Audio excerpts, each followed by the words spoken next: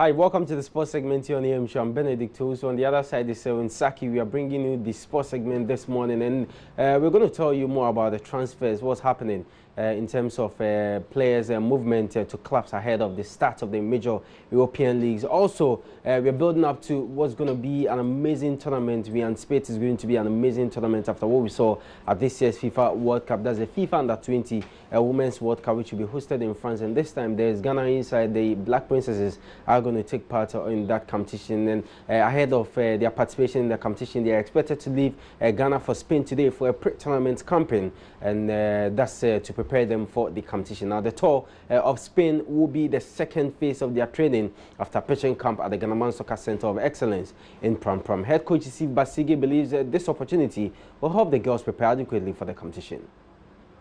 It's very important, and it's going to help us a lot because, we'll have a field, we'll get exposure, and with the facilities available, and then also with the weather is similar to France. So that's why they decided that we should go to Spain, and then we'll play a high-profile match or matches before we get there. So by that time, we are okay.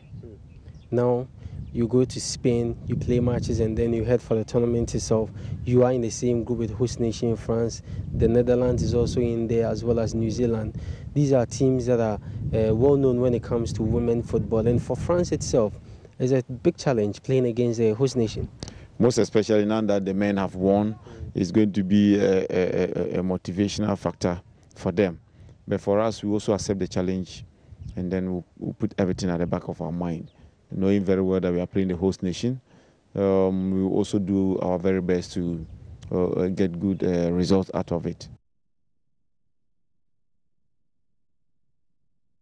All right, so that was Coach Steve Basigi, coach of the Black Princess team. Well, captain of the side, Rafael Hassan, has an interesting perspective about their tour of Spain. According to her, this will go a long way to build their confidence going into the competition. We are happy in the sense that most of the girls, this is their first time of maybe going for an international match. So we need to get experience, and going for the training tour will give us that confidence. Yeah. But some of us, when we get onto the pitch, we usually panic when we see the whites. Sorry, but no, we're going for the training tour. It will help us. Maybe going there, we'll be able to encounter the exposure. Yes, because it did affect us when we went to Jordan, because we were not able to get any international exposure before going. So some of the girls, that was their first time. So it was difficult for them. That's the reason why we lost to Japan, but we were able to contain USA and the others. All right, so that was Black Princesses captain Rafia Al-Hassan. Seven has got an interesting story to tell us.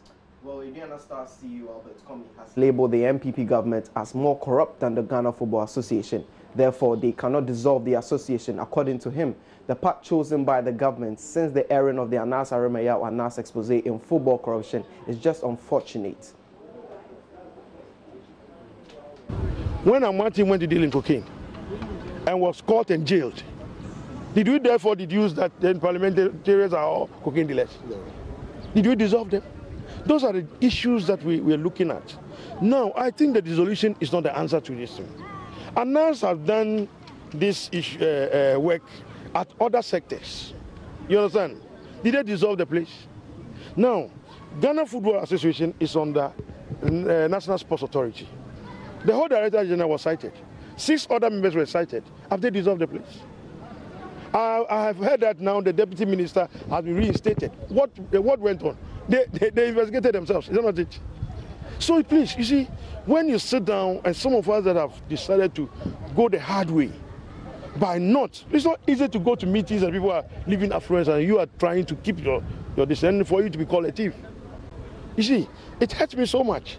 If they had even taken something to hit me, I would have preferred it. So, you see, as I sit down, let me tell you, I don't love football again. I'm doing it because I'm a distance. I don't have the kind of love, the kind of distance that I don't have it. I will not lie. And don't be surprised. So if finally the dissolution happens, what are you going to do? Well, we'll move on in life. If I have regretted leaving the classroom. telling you. Because when I was I had a peaceful life. Please, you know what?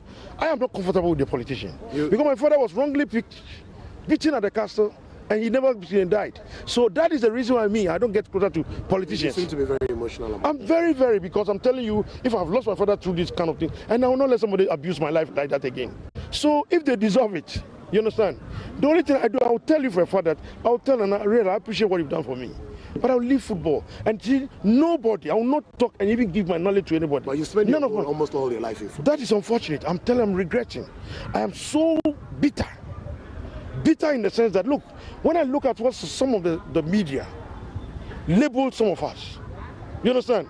I won't mention names now. I've threatened, I've called some of the media houses and told them that, look, I went out there and tell some of their panelists how thieves they are. You understand? They were giving jobs, they were taking monies and they were sacked. Today, because they thought the whole thing has come, so we don't talk about them. I know them.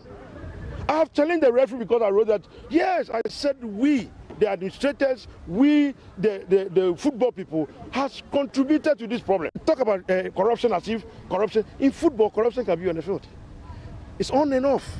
So when people are talking and that kind of thing, referees took me on. I challenged at their platform that they should tell me, Albert, come and give me a bribe. I don't have the money to give it to you.